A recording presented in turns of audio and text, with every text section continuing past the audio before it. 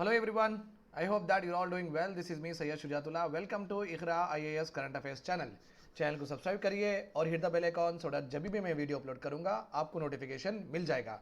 आज का हमारा टॉपिक है, as you know that we are dealing with loan waiver. Loan waiver के बारे में हम पढ़ेंगे और आज पहली बार आप मुझे वीडियो में भी नहीं देख रहे हैं because of some technical glitch, तो मेरा वीडियो काम नहीं कर रहा है। सो आज हम ऑडियो से आप मुझे सुनेंगे और आपका पूरा फोकस रखेंगे on the slides and also on my voice. Remember this point here, ठीक है। तो लोन वेवर के बारे में हम पढ़ने वाले, ये लोन वेवर है क्या और इसका इंपॉर्टेंस क्या है with respect to what elections. With respect to what elections loan waiver का इंपॉर्टेंस क्या है और लोन वेवर देने के वजह से क्या हो सकता है गवर्नमेंट की स्पेंडिंग को, या क्या ये बढ़ती है, क्या ये कम होती है, and you can also see that inflation में क्या हो सकता है। So what is the effect of loan waiver with respect to what government spending and inflation, हम इसका रिलेशन देखेंगे। एंड अगर एग्जाम में आपको क्वेश्चन आया ओके लोन वेवर एक बून है या बेन है, देन आप ये पूरा lecture whatever the data is there on the slides आप इसको मेंशन करेंगे so that it is for easy for you to get the marks. Okay, और एग्जाम में क्वेश्चन इस तरीके से ही पूछते हैं कि loan waiver as a boon है या बेन है, क्रिटिकली एनालाइज। क्रिटिकली एनालाइज जब भी ये वर्ड यूज होता है तो आप एक क्रिटिक बन जाना। Okay, you have to become a critic. So critic का मतलब है, आप कभी देखते हैं मूवी के रिव्यूज देखते हैं तो क्रिटिक्स अच्छी भी बात बोलते हैं, बुरी भी बात बोलते हैं, राइट। सो क्रिटिकली एनालाइज इस तरीके से करना है आपको, जो भी क्वेश्चन है उसके बारे में अच्छी बात भी करनी है, what are their advantages, what are the benefits, और उसके बारे में डिसएडवांटेजेस क्या है और वो क्यों हार्म कर सकती है इकोनॉमी को रहो या सोसाइटी को रहो। सो इस तरीके से आप बोथ डिस्कस करना है, दो भी डिस्कस करना है, advantages and disadvantages, then it is called as critically analyse, ठीक है, राइट। तो हम ये पूरे पढ़ने वाले हैं लोन वेवर की ज़रूरत क्यों पड़ रही है। ओके, एग्रीकल्चर सेक्टर में क्या क्या ऐसे प्रॉब्लम्स है जिससे गवर्नमेंट को लोन वेवर देना पड़ रहा है, और हम ये भी पढ़ेंगे कि specific problem to agriculture credit क्या क्या है। एग्रीकल्चर क्रेडिट का मतलब है एग्रीकल्चर सेक्टर को लोन्स देने में क्या क्या दिक्कत आ रही है। Okay, that also we are going to study. और फार्मर क्यों डेट ट्रैप में होता है हमेशा, सो उसके बारे में भी हम ये साइकिल पढ़ेंगे। And what is a waiver forward, जो हमारे हमेशा के डिस्कशन में ये तो कंपोनेंट होता ही है, बिकॉज कंक्लूजन करने में बच्चों को बहुत परेशानी होती है, इसलिए मैं हमेशा कंक्लूजन डेफिनेटली वे फॉरवर्ड और कंक्लूजन मेंशन करता हूँ सो दैट स्टूडेंट्स को स्पून फीडर्स मिल जाए कि थोड़े बहुत की वर्ड्स इन दी कंक्लूजन वो मिल जाए, so they can complete their answer, ठीक है। Let us go ahead. देखिए यहाँ पे रिसेंटली आपको पता है पंजाब में, उत्तराखंड में और उत्तर प्रदेश में इलेक्शंस हुए। जब भी इलेक्शंस होते ना तब आपको ये वर्ड का बहुत पॉपुलैरिटी आपको देखने को मिलती, लोन वेवर। लोन वेवर का मतलब है लोन को टाटा बाय बाय कर देना, नथिंग बट जो भी फार्मर्स लोन लिए हैं उनके लोन्स माफ कर देना, that is called as what, loan waiver. So that is also called as writing off. Okay, जो राइटिंग में लोन्स थे उन पूरों को स्ट्राइक ऑफ कर दे रहे हैं, right, this is also called as writing off.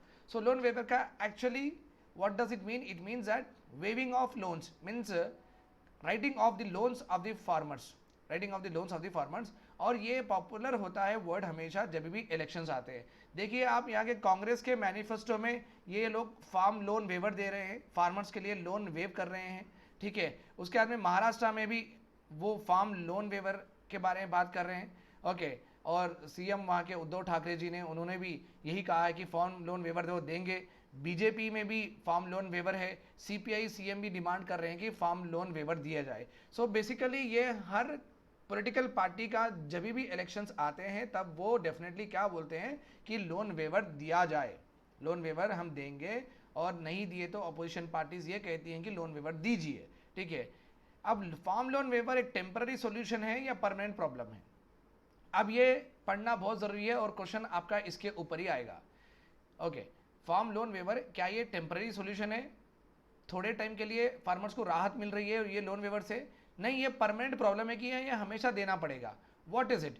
Okay, so we have to discuss about that. In the last few years, आप इस तरीके से लिखेंगे आपके मेंस आंसर राइटिंग में, in the last few year promising farm loans has become a very very common feature in the manifestos of political party. The recently concluded, वो time पे, जिस टाइम पे आप मेंस एग्जाम लिख रहे हैं वो टाइम पे इलेक्शंस जो भी होते हैं तो आप उसको कोट कर सकते हैं. So the recently concluded elections में पंजाब, उत्तराखंड एंड उत्तर प्रदेश पर नो डिफरेंट. यहाँ पे भी farm loan waivers are seen as a easy route. जब भी फार्मर डिस्ट्रेस में होता है, जब भी फार्मर दुख में होता है, जब भी फार्मर लॉस में होता है, जब भी फार्मर को दिक्कत आती है, तो गवर्नमेंट जनरली क्या करती है, लोन वेवर अनाउंस कर देती है, तो उनको एक राहत दे दे. ओके, क्या ये देना सही है? क्या ये टेम्पररी रिलीफ उनको जो मिल रहा है ये क्या परमानेंट सॉल्यूशन है? सो इसके ऊपर अपना डिस्कशन होने वाला है.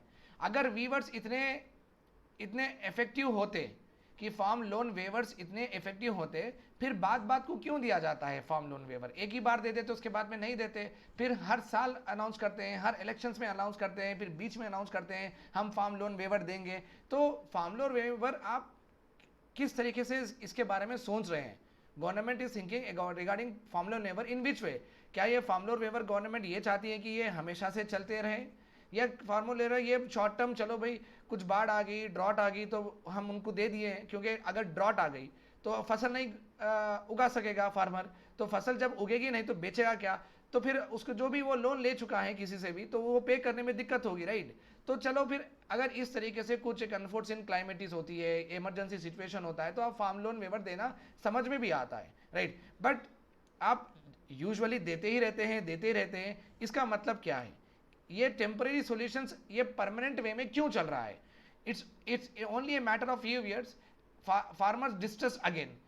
एक बार फार्म लोन वेवर दे दिए, फिर 2-3 साल में फिर फार्मर्स डिस्ट्रेस में आ जाते हैं. ओके, एंड फिर another waiver of round announce किया जाता है.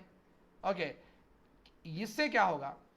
Okay, does it really government की जो फार्मर को वेवर देते हैं, जो पैसा उनके ऊपर ये वेव में माफ करते हैं, तो गवर्नमेंट की स्पेंडिंग कम हो जाती क्या, और इसे इन्फ्लेशन ट्रिगर होने के चांसेस है क्या? Let us see that. ठीक है, राइट. गवर्नमेंट के पास देखिए 100 करोड़ रुपए है, 100 करोड़ रुपए गवर्नमेंट ये पैसों से एलोकेशंस करती है, राइट? एग्रीकल्चर को किस तरीके से डेवलप करना, कितने डैम्स लगाना, एजुकेशन में कितना पैसे देना, स्पेस पे कितना डेवलप करना, etcetera etcetera. All of a sudden elections आ जाते हैं, तो फिर यहाँ पे एक नई अनाउंसमेंट होती है कि चलो भाई 20 करोड़ रुपए हम दे देंगे लोन वेवर में फार्मर्स के लिए. तो जो एलोकेशंस यहाँ पे हुए थे, यहाँ से निकाल के फार्म लोन वेवर में डाइवर्ट किए गए हैं, राइट? तो गवर्नमेंट की यहाँ पे स्पेंडिंग कम हुई या नहीं हुई? कम हो गई. और कैसी स्पेंडिंग कम हो गई? क्वालिटेटिव स्पेंडिंग कम हुई. ओके, क्योंकि जब अगर गवर्नमेंट एजुकेशन में पैसा अगर डालती थी तो एक स्कूल तो भी आता था, बच्चों की पढ़ाई तो भी अच्छी होती थी. अगर हेल्थ सेक्टर में डालती थी कि प्राइमरी हेल्थ केयर सेंटर्स अच्छे होते थे, यहाँ पे लोगों की हेल्थ अच्छी हो सकती थी, तो कुछ ना कुछ क्वालिटी आउटपुट होता था. बट फार्म लोन वेवर देने के वजह से यहाँ पे आउटपुट क्या है? यहाँ पे आउटपुट है जीरो, क्योंकि ये लोन माफ़ किए जा रहे हैं. लोन माफ़ किए जाने का मतलब है कि कुछ एसेट बन नहीं रहा है, किसी चीज़ का आउटकम नहीं आ रहा है, कुछ क्वालिटेटिव आउटपुट सोसाइटी में आ नहीं रहा है, ना तो इकोनॉमी में आ रहा है. तो ये स्पेंडिंग जो है वो पूरी ख़राब स्पेंडिंग है. It has no quality, it's a no quality. ये एक हो रहा है. ऊपर से क्या होगा? जब फार्म लोन वेवर देते हैं तो all of a sudden farmers के पास पैसे ज़्यादा आ जाते हैं. यू नो दैट फार्मरिंग कम्युनिटी 49% उनका पॉपुलेशन है अपने कंट्री में. Okay, farmer occupation dependent people कितने हैं अपने कंट्री में? 49% है. अगर ये 49% लोगों के पास पैसे ज़्यादा आ जाते हैं, ओके, लोन बनने का नहीं रहता उनको, तो what will happen? Money supply increase हो जाती है इकोनॉमी में. मनी सप्लाई जब इंक्रीज होगी तो डिमांड बढ़ेगा. डिमांड जब बढ़ेगा तो क्या होगा? इन्फ्लेशन होगा with regard to non farm products का. किसका होगा? Non farm products. तो ये इन्फ्लेशन भी क्रिएट कर सकते हैं. नॉन फार्म फार्मर तो वैसे भी उन जो भी फूड ग्रेन्स है वो तो सभी खरीद लेते हैं, बट इनके पास अगर ज़्यादा पैसे आए तो ये नॉन फार्म प्रोडक्ट्स का प्राइसेस इंक्रीज कर सकते हैं, राइट? तो यहाँ पे अपने को 2 इंपॉर्टेंट चीज़ मालूम हुई है.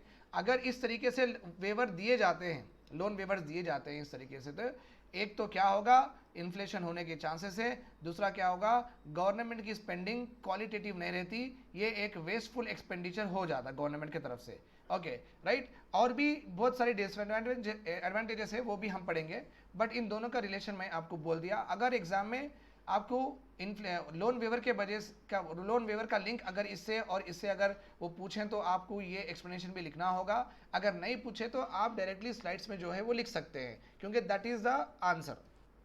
ओके, तो व्हाट वी हैव लर्न, अभी तक हम क्या पढ़े कि हर पॉलिटिकल पार्टी जब भी इलेक्शंस आते हैं तो वो लोन वेवर अनाउंस करती हैं। ओके, अगर लोन वेवर इतने इफेक्टिव सॉल्यूशंस हैं, इतना इफेक्टिव सॉल्यूशन है, तो ये बार बार क्यों देते हैं, बार बार क्यों देते हैं, दैट इज अ क्वेश्चन। तो क्या प्रॉब्लम एक्चुअली हो रही है, जो प्रॉब्लम गवर्नमेंट देख नहीं सक रही है, और एकदम से फार्मर को कुछ भी एक शॉर्ट टर्म रिलीफ देना है तो लोन वेवर दे रहे हैं। तो असल में जड़ क्या है एक्चुअली में, ये जो बुनियादी जो प्रॉब्लम है उसको एड्रेस नहीं कर रही है गवर्नमेंट। ओके, फार्मर का डिस्ट्रेस जब भी होता है तो पैसे देके उनको चुप बिठा दे रही है, right. So this much we have learn till now.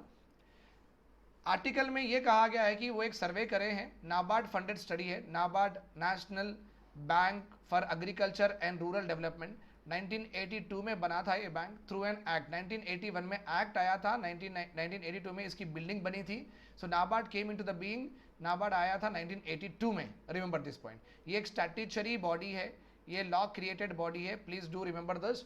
और ये करती है इनडायरेक्ट लेंडिंग, ओके, एग्रीकल्चर में काम करने वालों को और rural development, like rural artisans हो, रूरल वीवर्स हो, ओके, कारपेंटर्स हो, उनके लिए, एग्रीकल्चर फार्मर्स के लिए और दूसरे ऑक्यूपेशंस जो भी होते हैं ना उनको डेवलप करने के लिए नाबार्ड काम करती है और इनको लोन्स देती है। लोन्स इस तरीके से नहीं देती कि नाबार्ड डायरेक्ट लोन नहीं देती है, नाबार्ड कम इंटरेस्ट रेट पे एसबीआई को लोन देती है, आंध्रा बैंक को देती है, इस तरीके से नाबार्ड कम इंटरेस्ट रेट पे ये बैंक्स को लोन देती है, ये बैंक्स लोन इनको देते हैं, राइट, ये बैंक्स लोन इनको देते हैं। इसलिए कस्टमर डायरेक्टली नाबार्ड से कांटेक्ट नहीं करता है, that's why it is not called as direct lending. So NABARD देगा शेड्यूल कमर्शियल बैंक्स को, शेड्यूल कमर्शियल बैंक्स देंगे फार्मर्स को और रूरल आर्टिसंस को। सो इस वजह से इसे हम बोलते हैं, इनका वर्किंग मैकेनिज्म है indirect lending, indirect lending, do remember this point, ठीक है। ये कमिटी, ये NABARD was also established on the recommendation of a committee था, that is called as Sivaraman committee.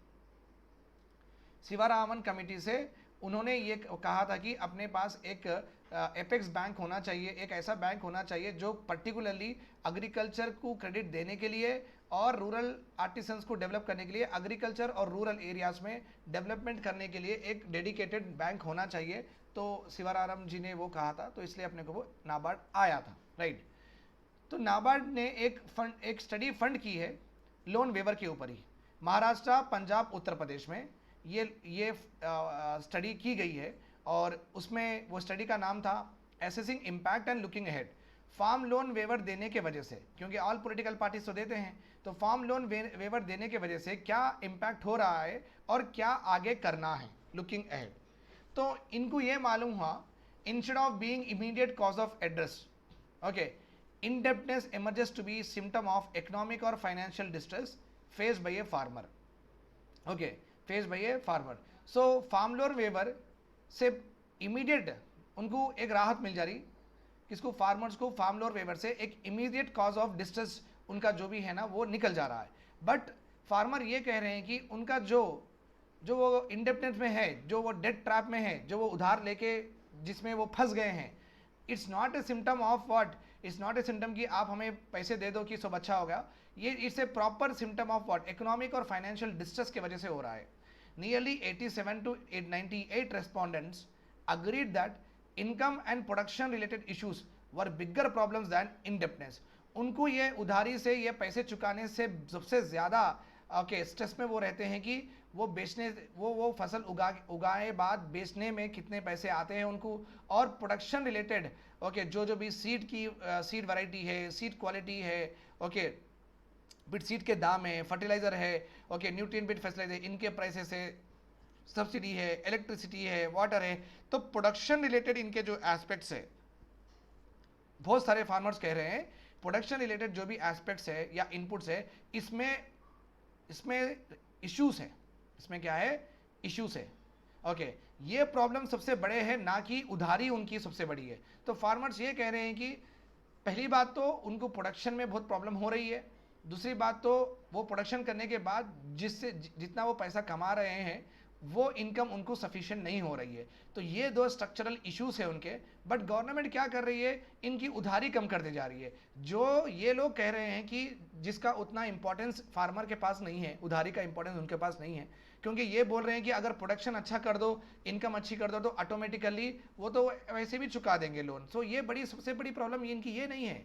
इनकी सबसे बड़ी प्रॉब्लम है प्रोडक्शन रिलेटेड इश्यूज, और प्रोडक्शन करने के बाद में बेचते जब इनकम उनकी कितनी आ रही है, कितनी जमा हो रही है, that are the structural issues. तो यहाँ पे ये तो मालूम हो गया कि लोन वेवर जो गवर्नमेंट दे रही है ये एक्चुअली फार्मर्स को उतना अपील नहीं करती है, और उतना चेंज भी नहीं ला रही है उनकी ज़िंदगी में, because they are not concentrating on this loan weavers.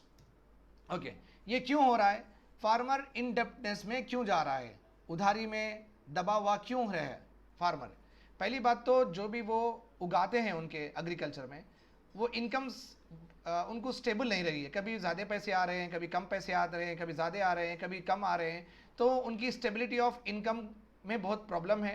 एक जैसा कि अब मैं अभी काम कर रहा हूँ इकरा में, तो मेरी एक सैलरी सही ऐसी जाती, इस तरीके से गई तो मैं प्रॉपरली प्लान भी कर सकता हूँ, लोन भी ले सकता हूँ, कितना ईएमआई में बनना है, एक्सेट्रा मैं प्रॉपर कर सकता हूँ। बट कभी कम, कभी ज़्यादा, कभी कम, कभी ज़्यादा, तो मुझे प्रॉब्लम हो। कम है तो मुझे उधारी लेना पड़ेगा, ज़्यादा हो तो मैं अच्छा रहूँगा, ठीक है, फिर कम हो गए तो मुझे उधारी लेना पड़ेगा। इस तरीके से मैं हमेशा एक डेट ट्रैप में रहता रहूँगा। अगर कभी पैसे बढ़ भी गए तो ये बड़े से पैसे पिछले लोन में चुकाने में चले जा रहे, फिर कभी पैसे बढ़ भी गए पिछले लोन में देने में, चुकाने में चले जा रहे, तो हमेशा मैं कहाँ पे रहूँगा? हम नीचे ही, मैं यहाँ पे रहूँगा, डेप्टनेस में रहूँगा, ठीक है। इनस्टेबिलिटी ऑफ इनकम हो रही है उनको due to increase cost of cultivation का कॉस्ट बढ़ रहा है, लैंड का रेंट बढ़ रहा है, इलेक्ट्रिसिटी की चार्ज बढ़ रही है, वाटर निकालने के लिए पैसे बढ़ रहे हैं, और लेबर के चार्ज बढ़ रहे हैं। तो कॉस्ट ऑफ कल्टीवेशन भी सही नहीं है, वो कॉस्ट ऑफ कल्टीवेशन ऊपर नीचे जा रहा है, इसलिए उनकी इनकम भी ऊपर नीचे आ रही है। They are not getting a stable income. ये एक पहला रीज़न है। दूसरा रीज़न क्या है, फार्मर क्यों है तकलीफ में? डैमेज टू द क्रॉप और लाइफ स्टॉक। कभी कभी क्या हो जाता है, बकरियाँ जानवर चढ़ जाते हैं उनके क्रॉप पे, इस वजह से उनकी क्रॉप पूरी ख़राब हो जा रही है। लाइफ स्टॉक जो भी वो एनिमल्स रेयर कर रहे हैं, जो भी वो जानवर पाल रहे हैं, उनको बीमारी आ रही है, तो वो भी बीमार हो रहे हैं। तो इस वजह से उनके डैमेज टू द क्रॉप्स हो रहा है, लाइफ स्टॉक्स भी हो रहा है। इस वजह से मार्केट प्राइसेस भी कम हो रहे हैं। मार्केट में वो जो भी बेच रहे हैं वो कम में बिक रहे हैं। अगर एक राइस का ग्रेन है, बड़ा है, तो आप अच्छे रेट में लेंगे। राइस का ग्रेन छोटा है तो आप कम रेट में लेंगे। तो कुछ ना कुछ डिसीज, कुछ ना कुछ प्रॉपर एनवायरनमेंट कंडीशंस मेंटेन नहीं करने की वजह से, और न्यूट्रिएंट्स प्रॉपर क्रॉप को नहीं देने की वजह से क्रॉप भी डैमेज हो रही है, उसकी क्वालिटी कम हो रही है, लाइफ स्टॉक को भी बीमारी आ रही है, इसलिए मार्केट में उनको प्राइसेस कम आ रहे हैं। Threat to the crops from stray cattle, I have told you this. Climate और वेदर रिलेटेड इश्यूज, ये एक ऐसा सेक्टर है माय डियर स्टूडेंट्स, एग्रीकल्चर जो एक ऐसा सेक्टर है, ये खुदा की मोहब्बत के ऊपर टिका हुआ है। I mean log it is dependent upon what? Climate related issue. Rainfall होगा तो सब अच्छा होगा, रेनफॉल नहीं होगा तो ड्रॉट हो जाएगा, तो ये बहुत तकलीफ है। So it is the only sector in all the three sector which is what? Dependent on natural factors, dependent on what? Natural factors. और एराटिक पावर सप्लाई है। समझिए कि मेरे पास 1 एकड़ लैंड है, राइस क्रॉप ग्रो कर रहा हूँ मैं, 22 डिग्री सेंटीग्रेड पे राइस क्रॉप ग्रो होगा, ठीक है। जनरली राइस क्रॉप बेहतरीन कब ग्रो होगा? 22 डिग्री सेंटीग्रेड पे होगा।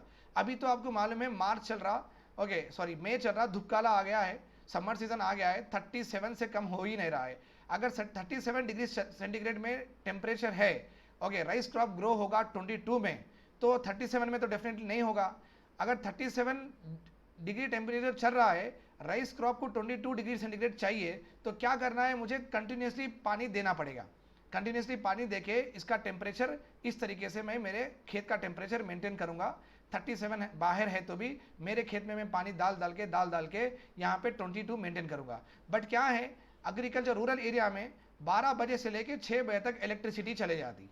6 बजे तक इलेक्ट्रिसिटी चल जाती तो फिर फार्मर बोर से पानी निकालेगा कैसा? ज़मीन से पानी निकालेगा कैसा? ज़मीन से पानी निकालेगा तो ही अपने एग्रीकल्चर लैंड में डालेगा ना, राइट। तो सुबह से लेके शाम तक इलेक्ट्रिसिटी नहीं रहने की वजह से वो प्रॉपर वाटरिंग कर नहीं सक रहा है, प्रॉपर इरिगेशन कर नहीं सक रहा है। इस वजह से उसकी क्वालिटी ऑफ क्रॉप्स कम हो जा रही है, फसल भी कम आ रही है। So erratic power supply is another reason. और एक प्रॉब्लम क्या है? मार्केटिंग। मार्केटिंग बहुत नॉन ट्रांसपेरेंट हो रही है। ट्रेडर्स है रैतु बाजार में जो बैठते हैं, जो they are called as traders. Traders are home, traders are those people okay which take goods from the manufacturer से गुड्स लेंगे ये और कंज्यूमर्स को बेचेंगे। नाइदर दे आर कंज्यूमर, ना ये कंज्यूम करेंगे ना ये प्रोड्यूस करेंगे, बस ये क्या करेंगे, मैन्युफैक्चरर से लेंगे और कंज्यूमर को देंगे। They are called as traders. So trading में ट्रांसपेरेंसी नहीं है, कितने में माल बिकेगा, कितना मार्केट रेट है, कितने में देना चाहिए, because of basically illiteracy of farmer यहाँ पे ओके होने के वजह से फार्मर्स आर नॉट अवेयर कि मार्केट में क्या रेट चल रहा है, इस वजह से उनको पैसे भी कम आ रहे हैं। Okay and excessive dependence of middle man, फिर ये ट्रेडर उसका कमीशन लेगा, तो that is also there. Trader ये फार्मर बोलेगा देखो भाई 50 रुपये केजी में राइस बेचना है, ट्रेडर बोलेगा नहीं नहीं 50 रुपये में तो कोई लेंगे नहीं, मेरा एक दोस्त है वो तो 45 में बेच रहा, तो मैं क्यों लूँ आपके पास 50 रुपये में। तो ये बोलेगा कि ट्रेडर में 50 में नहीं 40 में लूँगा, 5-10 रुपये मेरा फायदा रहेगा। तो जो फार्मर की कॉस्ट ऑफ प्रोडक्शन है, तो फार्मर की कॉस्ट ऑफ प्रोडक्शन समझो 35 रुपीज़ है, तो फार्मर बेचना कितना चाह रहा है, 50 रुपीज़ में 15 रुपये का प्रॉफिट करना चाह रहा है। इसमें ट्रेडर ही 10 रुपये ले रहा, फार्मर के पास आ रहे कितने, 5 रुपये ही आ रहे हैं। तो यहाँ पे ये बहुत बड़ी मिडिलमैन की प्रॉब्लम हो रही है फार्मर्स को। ओके कितने में बेचने के लिए वहाँ पे थोड़ा बहुत कार्टेल फॉर्म करके दोनों बात करके भाई तू भी नको ले 50 रुपये में, मैं भी नहीं लूँगा 50 रुपये में, तो ये इनफॉर्मल कार्टेल, इनफॉर्मल एक ग्रुप फॉर्म करके ये फार्मर्स को सता रहे हैं। सो मिडिलमैन के डिपेंडेंसी ज़्यादा होने के वजह से भी फार्मर की इनकम कम हो रही है। And absence of crop insurance और delay in receiving compensation. Crop insurance तो है अपने कंट्री में प्रधानमंत्री फसल बीमा योजना, बट प्रॉब्लम इसमें क्या है, ये वॉलंटरी है, अगर आपको चाहिए तो आप लो या तो नहीं लो। अगर इस तरीके से अगर आप स्कीम बनाते हैं ओके आपको तो पता है अटल पेंशन योजना, प्रधानमंत्री जीवन ज्योति योजना, इसमें 12 रुपये 13 रुपये महीने के 300 रुपये डालने भी लोगों को हाथ नहीं हो रहा। They are not interested to even contribute what minimum rupees in that in schemes. ठीक है, तो आप क्रॉप इंश्योरेंस इतना सालाना 5,000 10,000 बनो, आप इतना प्रीमियम नहीं पूछ सकते फार्मर से। तो ये क्रॉप इंश्योरेंस रह के भी नहीं है जैसा है, रह के भी नहीं है जैसा है, बिकॉज ये क्रॉप इंश्योरेंस मैंडेटरी नहीं है। ये अगर आपको लेना है फार्मर तो वो लेगा, नहीं तो नहीं लेगा। तो बेसिकली बहुत सारे फार्मर्स के पास क्रॉप इंश्योरेंस नहीं है, जिसके पास है उनको कंपेंसेशन डिले आ रहा है, कंपेंसेशन 2 महीने 3 महीने के बाद आ रहा है, बट बैंक वाला ईएमआई पूछ रहा है हर महीना, राइट। तो इसमें भी मिसमैच हो रहा है। फिर यहाँ पे फार्मर क्या करेगा, यहाँ पे फार्मर किसी से पैसे पूछेगा, हाई इंटरेस्ट रेट से लेगा, फिर ये फार्मर ये बैंक का ईएमआई पे करेगा, फिर ये जो कंपेंसेशन आया तो फिर इसको पे करेगा। तो जब ये पूरा प्रोसेस होगा फार्मर के पास आएगा जीरो, फार्मर के पास आएगा जीरो। सो इतने स्ट्रक्चरल प्रॉब्लम्स हैं, इतने स्ट्रक्चरल प्रॉब्लम्स हैं प्रोडक्शन रिलेटेड और मार्केटिंग रिलेटेड। ठीक है, that's why they are saying that these are the major primary reason. ये स्टडी के हिसाब से ये जो 8 रीजन्स है ये फार्मर को बहुत तकलीफ दे रहे हैं okay in this 3 states basically. And इस वजह से ही farmer unable to earn enough, इतना पैसा फार्मर कमा नहीं रहा है, तो उसको रिकरेंट लॉसेस होते जा रहे हैं और he is defaulting on loan payment, default होते जा रहा है ओके। एंड फार्मर चले गया है एक विशियस सर्किट ऑफ पॉवर्टी, तो कंप्लीटली हर बार लॉस होते हुआ यहाँ से पैसा करो वहाँ से पैसा करो, तो farmer is always staying on further डेप्ट में, स्ट्रेस में, continue to stay in the debt में ही वो जी रहा है। ये एक कहावत भी है okay, Indian farmers okay they are born in debt and they are died in debt. कितनी बुरी बात है देखिए ओके, ये तो बहुत तकलीफ देने की बात है गवर्नमेंट को। ये एक कोटेशन भी बन गया है, Indian farmer born in debt, वो पैदा भी हुआ खर्जे में और मरेगा भी खर्जे में, that is very very bad. तो ये जो स्ट्रक्चरल प्रॉब्लम्स है, कभी वो अपने लोन्स दे ही नहीं पा रहा है, तो हमेशा उसके सर पे कर्जे ही कर्जे हैं। आप एक लोन ले लो, 2 व्हीलर का या 4 व्हीलर का लोन ले लो, हर महीने आप ईएमआई बनना है लेट सपोज, आप देखिए वो प्रेशर क्या रहता। 5 तारीख आ जाती, 4 तारीख आ जाती, तो फिर लोन कट होने के चांसेस है, आपको पैसे नहीं मिले, आपके दिमाग में वो घूमते रहता। तो हम ही एज ए सैलरीड पर्सन इतना प्रेशर हम ही ले लेते हैं ईएमआई का, तो फार्मर तो कंटिन्यूसली ज़िंदगी भर वो अपने को अनाज भी दे रहा है और ऊपर से हम उनको इज्जत भी नहीं दे रहे, इस तरीके से उनका हाल हो गया है, राइट। तो ये उनका प्रॉब्लम सॉल्व करने के लिए हमेशा क्या होता है, farm loan waiver sir announce to address the farmers indebtedness, बस यही काम कर रही है गवर्नमेंट। बट ये शॉर्ट टर्म पीरियड में फार्मर की सिचुएशन अच्छी करती है, बट ये नॉर्मली फॉरएवर क्या करेंगे, फॉरएवर करना है तो वो 8 प्रॉब्लम्स को सॉल्व करना पड़ेगा। बट गवर्नमेंट उसमें इंटरेस्ट नहीं है, गवर्नमेंट को इंटरेस्ट है कि पॉपुलर पॉलिसीज लेके आओ और वोट ले लो, that is what it is. In a matter of time the farmer again indebted हो जा रहा, फिर से कर्जे ले ले रहा वो। ओके, देन अगेन गवर्नमेंट क्या कर रही, फिर से लोन वेवर देते जा रही है। ओके, बिकॉज जितने बार प्रॉब्लम आएगी उतने बार हम क्विक फिक्स करेंगे, शॉर्ट टर्म के लिए फिक्स करेंगे by announcing what, again and again loan waivers. Okay, अभी चैलेंजेस क्या है, 72 to 85% ऑफ फार्मर्स ये बोल रहे हैं कि loan waivers pushed honest farmers to default. जो हर साल हर महीना जो फार्मर ईएमआई बनते थे, ओके, कहीं कैसा भी लोन वेवर आएगा, क्यों बनना है, कैसा भी गवर्नमेंट माफ करेगी, तो जो जो जेन्युइन बनने वाले हैं वो बनना भी छोड़ दिए, वो बन गए हैं विलफुल डिफॉल्टर्स, वो बन गए हैं what, wilful defaulters. More than 90% farmers ये कहते हैं of the 3 states that waivers only benefit a small percentage actually distressed farmer population.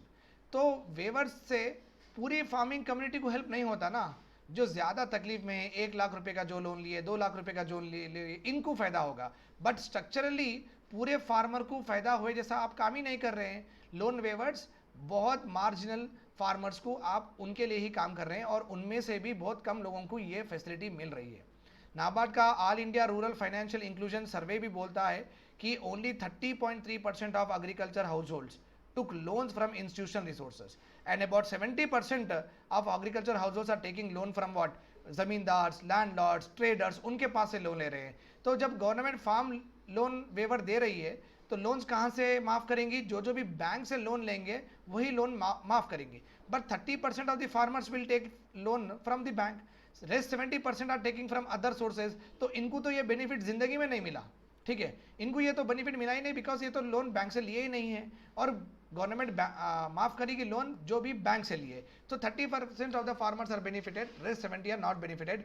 इसलिए अभी तक हम जो भी पढ़े इससे ये समझ में आया कि लोन माफ करना a not a right way to put the farmer, okay, to take out the farmer from the debtness. Okay, उसको कर्जे से निकालने के लिए loan waiver is not important. जो भी वो आंट इश्यूज थे, ये इश्यूज को आप ठीक कर दो तो पूरी फार्मिंग कम्युनिटी को अच्छा होगा। एज पर आरबीआई क्या हो रहा है इनका, ओके, अगर अकॉर्डिंग टू आरबीआई के हिसाब से अगर कोई फार्मर खारिफ सीजन में लोन नहीं पे कर सका, अगर राबी सीजन में भी 2 सीजन में कंटिन्यूसली पैसे नहीं बन सका, तो उसको बोलेंगे हम डिफॉल्टर, ओके, और वो लोन को बोलेंगे हम नॉन परफॉर्मिंग एसेट। 1 साल में 2 सीजन मिनिमम होते हैं, खारिफ सीजन जो भी जून जुलाई बारिश का सीजन है, राबी सीजन विंटर का सीजन है। ओके, अगर एक फार्मर दो सीजन में भी लोन्स पे नहीं कर पा रहा है तो उसका लोन बैंक वाले कैटेगराइज करेंगे, चलो भाई ये लोन परफॉर्म नहीं कर रहा है, नॉन परफॉर्मिंग एसेट बोल देंगे। पहले सीजन में फार्मर लोन डिफॉल्ट करता है, सेकंड सीजन में लेट अज्यूम कि सेकंड सीजन में डिफॉल्ट करा, थर्ड सीजन में वो अच्छे से करा, अच्छे से करके उसको पैसे आए तो ये पैसे से क्या करा, ओके। और एक सबसे इंपॉर्टेंट बात है, यहाँ पे एक रूल है। रूल क्या है, जब तक आप पिछला पे नहीं करोगे आपको आगे लोन नहीं मिलेगा, जब तक आप पिछला पे नहीं करोगे आपको आगे लोन नहीं मिलेगा, ये एक रूल है। तो farmer let suppose third season में फार्मर अच्छा करा, पैसे आए, ये पैसे आए तो फार्मर अभी नया लोन लेने गया तो नहीं देंगे लोन, क्यों?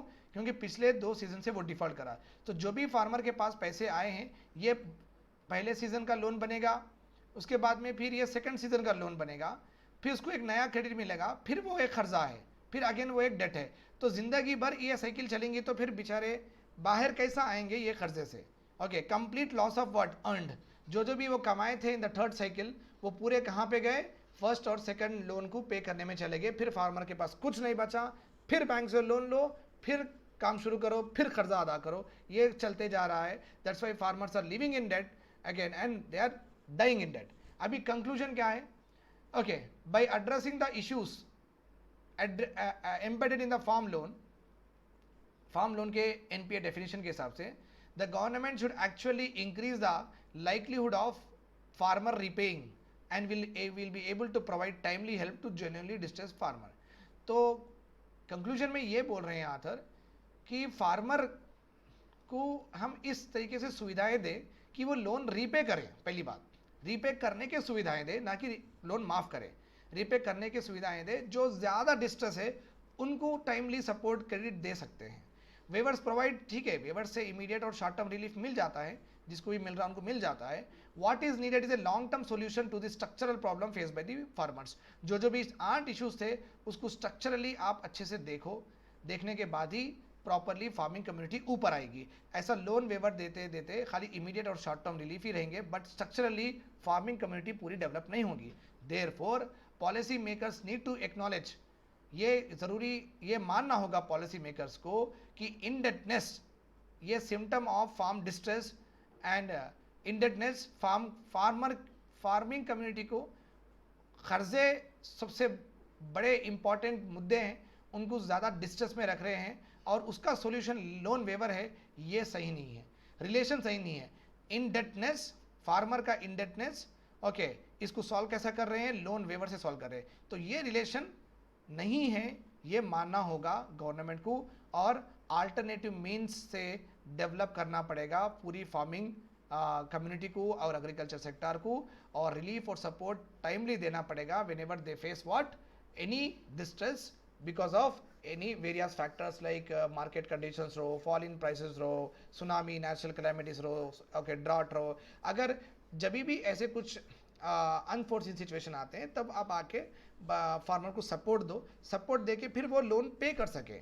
तो पे करने की एबिलिटी बढ़ाओ, ना कि उनका लोन माफ करो. So that is important. So this is all about today's lecture. Have a nice day. Bye bye. Take care and do visit our website www.ikhraIAS.com. We have launched a number of courses that caters to your special needs. Okay, and you can be a part of the quality teaching and crack the exam very smoothly. Thanks a lot for hearing to me. Bye bye. Take care.